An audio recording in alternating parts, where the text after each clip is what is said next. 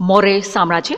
उसके अंतर्गत हम लोग अशोक जो है उसके बारे में अध्ययन कर रहे थे। उसमें सबसे पहला जो वीडियो था उसमें हमने अशोक के जीवन जो उसके बारे में अध्ययन किया। फिर जो दूसरा वीडियो जो था उसमें उसकी विजय जो है उनके बारे में हमने अध्ययन किया और उसने किस प्रकार से बौद्ध धर्म की एक्सेप्ट किया और उसने बौद्ध धर्म के लिए क्या क्या किया, इस प्रकार इसके बारे में हमने अध्ययन किया था। आज हम करते हैं कि बौद्ध धर्म के प्रचारक के रूप में अशोक ने क्या कार्य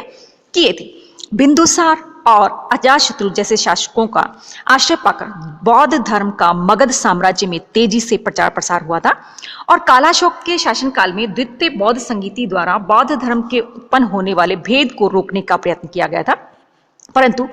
नंदों ने जैन धर्म को ज्यादा आश्रय दिया था और चंद्रगुप्त मौर्य और बिंदुसार दोनों ही बौद्ध धर्म के अनुयायी नहीं थे और राज्याश्रय के अभाव में बौद्ध धर्म की प्रगति जो थी वो अवरुद्ध हो गई थी और वह भारत के कोने कोने में सीमित पड़ा था। अशोक का आश्रय पाकर बौद्ध धर्म अति वेग से न केवल संपूर्ण भारत में अपितु भारत के बाहर भी फैल गया और एक शासक के रूप में उदार एवं सहिष्णु विचारधारा रखते हुए भी अशोक ने तन मन धन से बौद्ध धर्म की उन्नति जो उसमें रुचि ली थी और उसके लिए उसने बहुत सारे कार्य किए थे, जैसे धर्म यात्राएं कि अशोक के पूर्ववर्ती यानी कि उसके पहले के जो भी शासक थे वो क्या करते थे, विहार यात्राएं या आखेट के लिए बाहर यानी कि शिकार के लिए जाया करते थे और अशोक ने अपने राज्याभिषेक के 10वें वर्ष के बाद विहार यात्रा जो उनको बंद करवा दिया और उसके स्थान पर उसने धर्म यात्राएं करना शुरू कर दिया और बौद्ध अनुश्रुतियों के अनुसार उसने उपगुप्त के साथ बौद्ध तीर्थों की यात्रा की और उसके अभिलेखों से भी पता चलता है कि अशोक ने महात्मा बुद्ध के जीवन से संबंधित जितने भी महत्वपूर्ण स्थान थे, जैसे संबोधि है, गया है, लुम्बिनी है, कपिलवस्तु है, श्रावस्ती, कुशीनगर आदि सभी क्षेत्र या स्थान जो उनकी यात्राएं की थी और 8वें शिलालेख के अनुसार इन धर्म यात्राओं की 3 मुख्य विशेषताएं थी।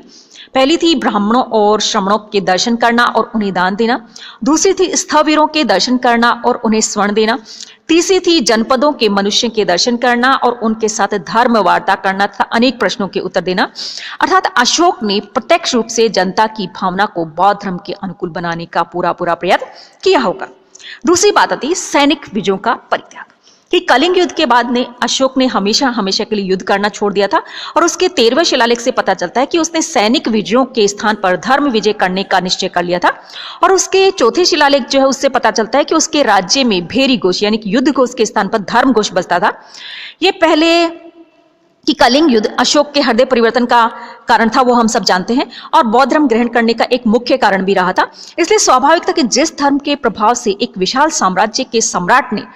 ऐसा परिवर्तन हुआ तो उसके प्रति उसकी जनता का भी बहुत ज्यादा झुकाव रहा होगा और ऐसी स्थिति में अशोक की सैनिक विजयों के परित्याग की नीति ने बौद्ध धर्म के प्रसार में बहुत ज्यादा सहयोग दिया था। तीसरी बात थी अशोक का स्वयं का जीवन कि अशोक ने अपनी जनता का मार्गदर्शन करने के लिए अपने विशाल साम्राज्य की अतुल समृद्धि का परित्याग करके एक साधारण भिक्षु की समान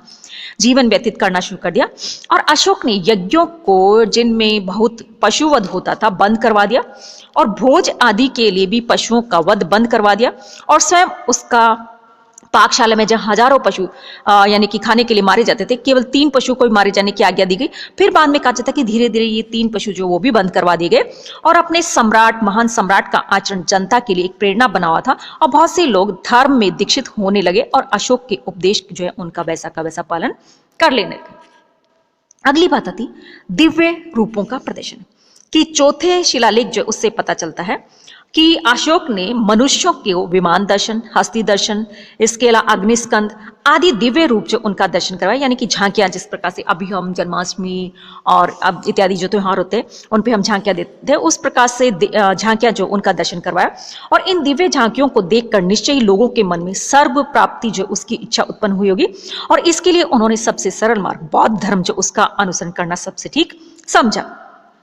अगली बात आती है धर्मानुशासन यानी कि अशोक ने अपने धर्म के अनुशासन की लोगों को जानकारी देने के लिए उसे प्रकाशित करवाया यानी कि जगह जगह पिलर्स जो थे उनके ऊपर उसने उसको खुदवाया था और उसने राजुक, प्रादेशिक और युक्तों इन सभी के नाम आदेश जारी किया कि वे प्रति 5वें वर्ष राज्य में दौरा किया करें और अपने दैनिक कार्य के अलावा लोगों के धर्मानुशासन जो उसकी भी जानकारी दे।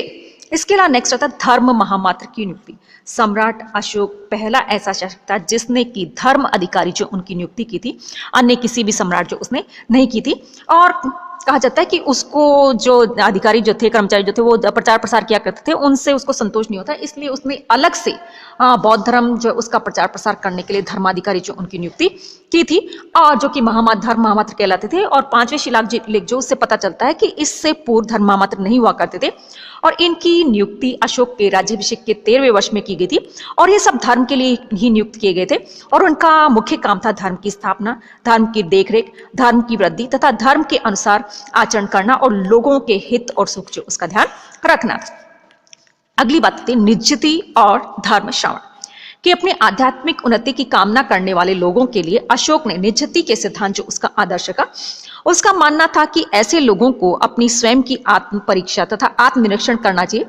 जिससे उन्हें दैनिक बुरे कर्मों से दूर रहने की प्रेरणा मिलती रहे। और 7वें स्तंभ लेख से पता चलता है कि अशोक स्वयं भी समय समय पर जनता को धर्म संदेश दिया करता था, और ये धर्म श्रावण के नाम से पुकारे जाते थे, और इनके प्रभाव से भी बहुत से लोगों ने बौद्ध धर्म जो उसको ग्रहण किया था।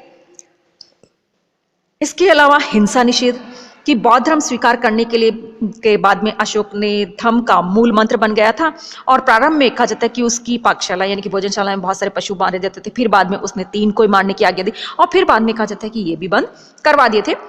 तो इस प्रकार से उसने जो राजाज्ञा जारी कर दी कि अनेकानेक पशु पक्षियों के वध या काया क्लेश को उसने दंडनीय घोषित कर दिया, और उसके संपूर्ण साम्राज्य में कोई भी व्यक्ति उन पशु पक्षियों की हत्या नहीं कर सकते थे जो कि उसने लिस्ट डाली थी। इसके अलावा परोपकारिता के काम कि अपने धर्म को व्यवहारिक रूप देने तथा लोगों की सद्भावना प्राप्त करने के लिए अशोक ने परोपकारिता और जन कल्याण के कई कार्य किए। और 7वें स्तंभ लेख में वह स्वयं कहता है कि मैंने वटवृक्ष लगवाए जो पशुओं और मनुष्यों को छाया सुख दे, और आम्रकुंज लगाए जो प्रति 2 मील पर कुएं खुदवाए और धर्मशालाएं बनवाई और जलशालाएं स्थापित करवाई। क्यों? पशुओं और मनुष्यों के सुख के लिए। स्पष्ट है कि अशोक के इन जन कल्याणकारी कार्यों ने लोगों में बौद्ध धर्म के प्रति रुचि जो उसको बढ़ाया।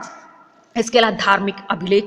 कि अशोक ने अपने धर्म प्रचार के लिए चट्टान, पत्थर के स्तंभ और गुफाओं के बाहर क्या करवाए थे, अपने से धर्म से संबंधित सिद्धांत जो उनको लिखवाया था, और जिससे कि जनसाधारण को धार्मिक सिद्धांत जो उनकी जानकारी मिल सके। और धार्मिक अभिलेखों को स्थापित करने का एक कारण यह भी था कि जो कि लंबे समय तक यानी कि चिरकाल तक जनता की स्मृति के धर्म उपदेश बने रहे, और यह उनमें प्रेरणा ग्रहण करती रहे, और अशोक के इस बौद्ध धर्म का व्यापक रूप से प्रचार प्रसार